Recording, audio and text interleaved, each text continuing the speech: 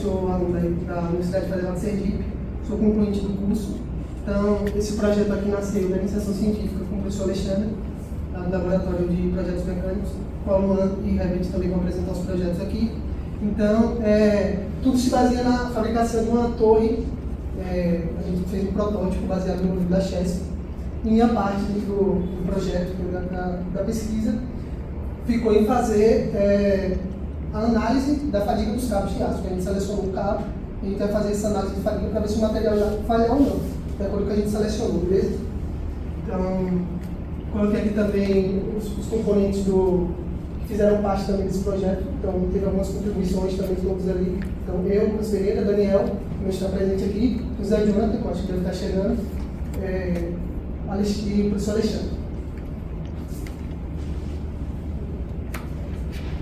Falar da introdução. Primeiro eu vou falar do objetivo, né, que eu já comentei ali superficialmente. Então, o objetivo principal desse estudo é confirmar de maneira analítica. Então, a primeira parte, isso aí vai também ser desenvolvido no meu TCC, que eu vou fazer as simulações para validar o modelo analítico que eu fiz, dos cabos selecionados para o protótipo de torre, estaiada, né? São torres que estão fixadas por cabos de aço. Então, essa torre aí, nosso protótipo, foi baseado no modelo da Chesf, como eu vou trazer também aqui, e a gente quer assegurar que esses cabos não irão falhar com fadiga, né? Ou seja, ele vai estar dentro do gráfico ali de fadiga, como eu vou falar um pouco, ele vai ter que ficar na região de vida infinita. Ou seja, ele vai ter que passar, tem que ficar abaixo da tensão alternada, tecnicamente falando, a tensão alternada do material tem que ficar abaixo no limite de resistência à fadiga, não é a resistência à fadiga do material. Conceito de fadiga, né? Primeiro que a gente está tratando de fadiga, vamos falar do fenômeno de fadiga, o que é. Então, ele é um comportamento, é um fenômeno mecânico o qual o material está sujeito a cargas cíclicas, né? Então, ele pode estar sujeito a tração e compressão, ou seja, o gráfico de tensão pode estar variando na região positiva ou negativa, então pode ter sentidos diferentes de tensionamento, então ele pode estar comprimindo e tensionando, né? Ou ele pode também estar de forma repetitiva, é o ciclo de tensão repetida, ou seja, ele tem picos positivos e depois ele para. Ele tem um ponto de tensão pico e ele para, ele vai zerando e parando. E também tem a tensão pulsante, né? Que é o qual a gente vai trabalhar. Nosso trabalho é fazer uma tensão pulsante, que é basicamente, são picos positivos, ou ele pode estar tanto na região toda positiva do gráfico, tanto na negativa, mas nosso caso vai ser positivo ali. Então ele vai estar tensionando em um ponto e mínimo máximo de tensão positivos ali. E a gente tem um gráfico também que é importante trazer, que ficou um pouco deslocado, que é o gráfico de tensão em número de ciclos, né? Então a gente faz, eu fiz com base no método do Norton, a curva SN, que é a tensão em número de ciclos. Essa curva vai dizer quando o material vai falhar por fadiga, dependendo da tensão alternada. Então, a gente calcula a tensão alternada, plota naquele gráfico, e se ele intersectar, então uma interseção com a curva SN, vai ter um ponto ali que ele vai falhar e a gente vai ver. Foi quantos ciclos de fadiga, ou seja, são quantos períodos de tensionamento ciclos desse. Então é isso que o ciclo representa, a fadiga também. Então essa é a introdução geral. E aí falar um pouco da introdução da fabricação da torre. Então essa torre aí ele não trouxe também a imagem, mas ela já foi fabricada do lado ali direito. É o nosso modelo, o nosso CAD que a gente fez. E do lado esquerdo foi o modelo da Chesf que eles disponibilizaram para a gente usar como modelo. Então a gente se baseou nesse modelo aí. É uma dupla ancoragem. Então são 2 cabos de um lado e 2 cabos de outro. A imagem ali não dá para ver muito bem também. Mas essa torre aí é um modelo de suporte de 300 de tensão de 300 kV, com uma altura total de 48 metros e 20 centímetros, uma envergadura de 8, são 9 módulos ao todo e o material foi o aço especificado. Só que o nosso modelo a gente reduziu, né? Porque a gente fez um protótipo para fazer alguns testes, também tem teste estrutural dela, para a gente validar algumas situações, depois para abranger uma escala maior. Então, nossa escala reduzida aí, ele foi fabricado até, a gente está faltando a base, que é esse módulo aqui, e a parte que é o topo. Então, a gente fez ao todo 1, 2, 3, 4 módulos. E esse módulo aqui é onde vai ficar os cabos. Então, vai ficar, dupla ancoragem. Tem 2 cabos de aço aqui, sustentando, mais 2 do outro lado. Tem 2 de cada lado. E aí, a gente tem fabricado esses 4 módulos. O último, o topo e a base, ainda vai ser fabricado para a gente terminar. E aí a altura total dele é 2,60 metros, que são compostos por 6 módulos. Esse foi um modelo baseado nesse aqui da Chesf, né? Só que a gente fez algumas alterações. Também o material a gente utilizou aquele alumínio ali, justamente porque é mais fácil a fabricação, é mais barato, Então é melhor para a gente trabalhar também dentro das nossas limitações. Falando um pouco da metodologia, né? Então, a metodologia que a gente considerou ali para considerar a fadiga daqueles cabos, a gente considerou o tensionamento do cabo, que é 12%, que a gente utilizou no memorial de cálculo da Chess, eles consideraram 12% da tensão de ruptura do material. Então, o tensionamento natural do cabo vai ser 12% em cima da tensão de ruptura dele. E além disso, a gente vai considerar as cargas aerodinâmicas, né? Então, a força de arrasto, que é aquela expressão ali, que foi aquela equação que a gente usou, que é meio vezes a velocidade, no caso dessa velocidade do ar, que é o que está sob efeito com os cabos, velocidade ao quadrado, coeficiente de arrasto, vezes a área equivalente da torre. Então a gente considerou essa expressão aí para considerar a força de arrasto nos cabos. Então a gente juntou o tensionamento natural, mais essa velocidade do vento ali, representando com a força de arrasto, o tensionamento que ela gera nos cabos. Os cabos selecionados nesse projeto, a gente, quando eu fiz parte da pesquisa, já tinham selecionado o material, então tinham feito essa seleção aí de um cabo de 1,5 mm de diâmetro e com uma resistência à tração de 1.226 megapascal. Então eu peguei esse material e vou fazer análise para ver se ele suporta as condições que a gente vai trabalhar nele. A força de tensionamento do cabo corresponde a 12% da resistência de tração do material, foi o modelo utilizado da Chess. Os ângulos também, que eles estão posicionados na direção, a gente pegou os cálculos da Chess também. Então a gente tem um ângulo ali, o φ, que a gente considerou nossos cálculos, 2,66 e o θ 1,01. E a plotagem do gráfico SN foi feita de acordo com a metodologia do Norton, projetos de imagens. Eles agora para alguns resultados. Então, isso aqui foi a tabela que a gente fez na simulação anterior para a gente obter os coeficientes de arrasto. Então, a gente fez em 3 modelos, né? Modelo virtual 1, que a gente chama de MDV1, MDV2, modelo virtual 2 e modelo virtual 3, que é MDV3. Então, a quantidade de elementos de malha a gente foi variando.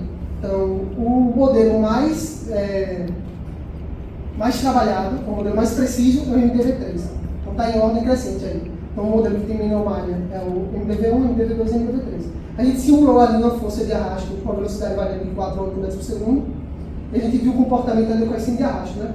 Então, a gente trabalhou para algumas coisas, a gente utilizou o modelo 1, porque é mais fácil computacionalmente trabalhar com ele, é mais fácil processar os dados, um modelo com quantidade de malhas menor. Mas alguns dados a gente retirou do modelo mais preciso. Então, por exemplo, o coeficiente de arrasto, no cálculo que a gente vai utilizar na força aerodinâmica de arrasto, a gente utilizou no modelo 3, que é o modelo mais refinado. E aqui o primeiro, né?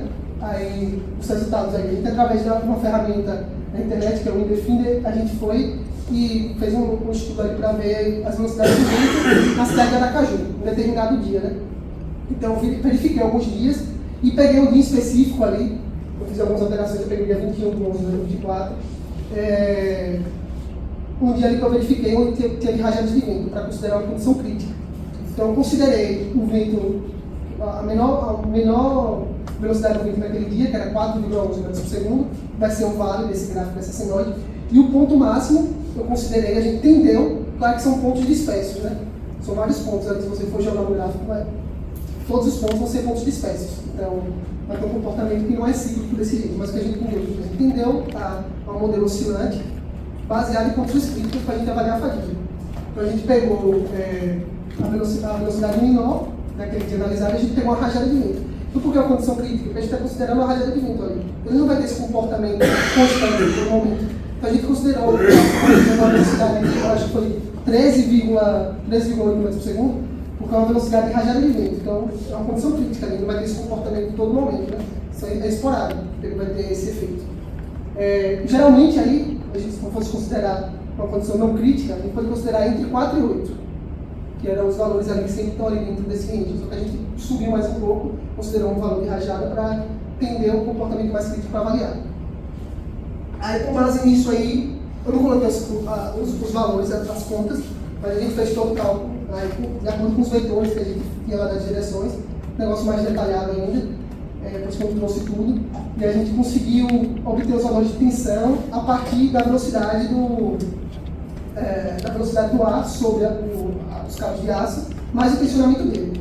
Então tem o tensionamento natural dele, e aquelas velocidades a gente gerou, calculou a velocidade de tensão, calculou uma tensão em cima daquilo, e a gente obteve esse gráfico aqui, ou seja, são dois vetores somados aí, esse final.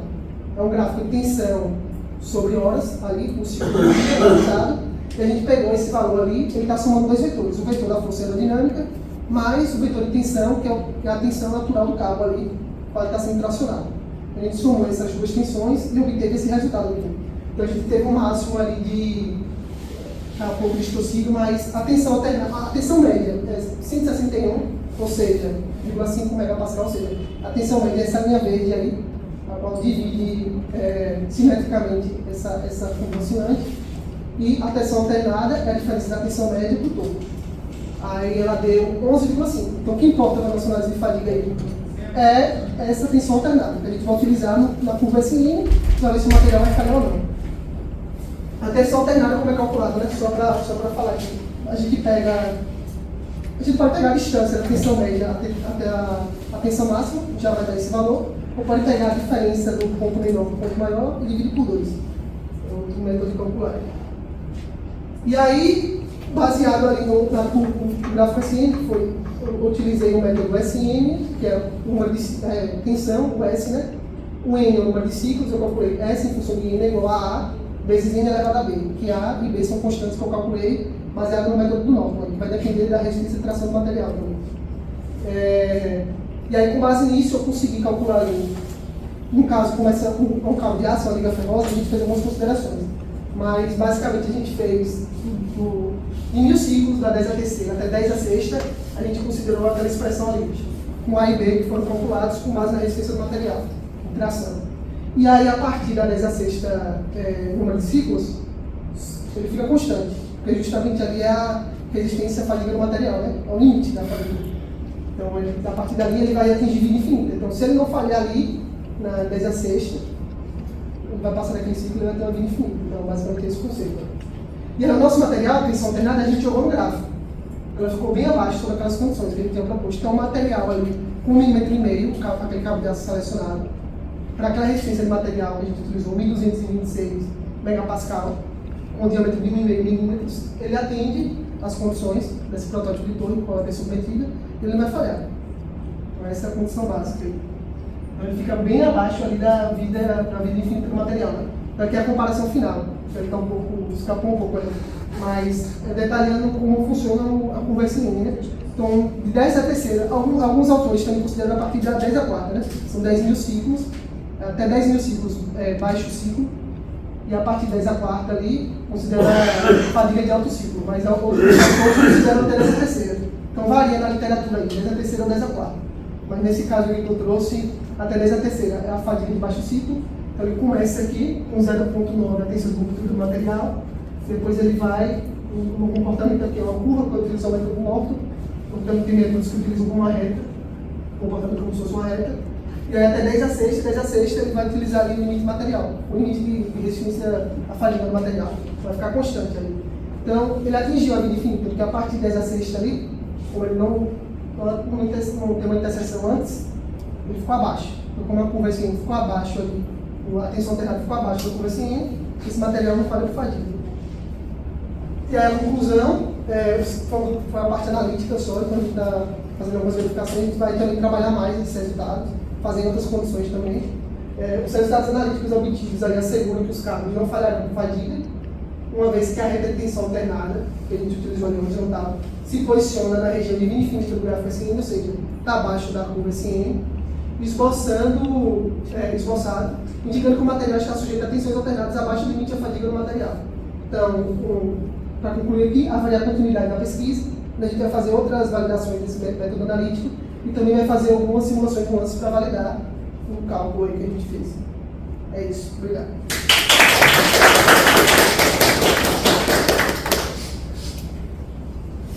Obrigado, Lucas.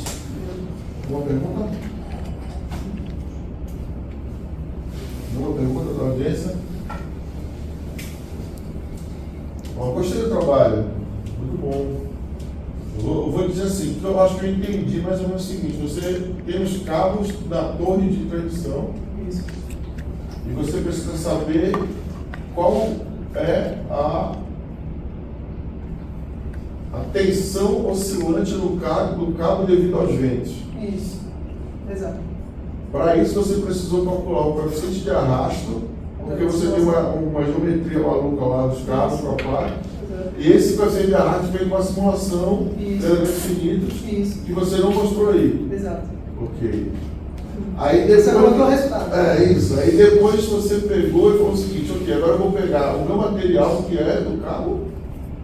É um cabo de aço que a gente considerou 1,5 mm e com resistência de material 1.226 megapascal. Aí você pegou e construiu a curva a partir da resistência do material. Exato. De acordo com Usando o método novo. Isso. Aí você pegou e falou o seguinte, a maior dificuldade do seu trabalho é achar o ciclo A gente entendeu o comportamento que você aproximou por uma cenário. Daqui a pouco eu vou lá. Ok, só que aí você disse assim, a minha alternada é esse. Isso. Aí você pegou e falou assim, agora como a alternada está abaixo da tensão de fadiga, do limite de fadiga, Isso. eu não vou falhar. Exato. Ok, mas você tem uma tensão média que não é zero.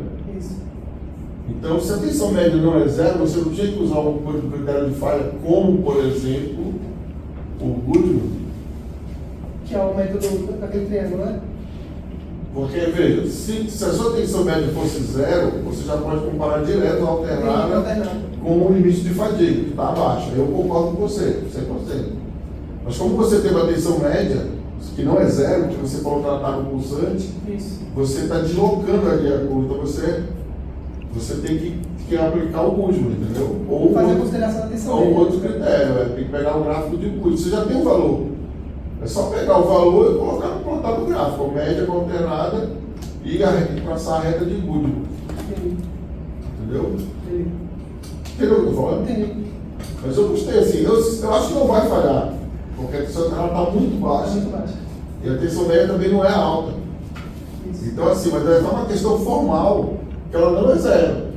Entendi. Então, para complementar, pela situação de ser um caso de tensionamento pulsante, teria que usar o método de Goodman também. Teria que, porque a tensão média não é zero. Entendi.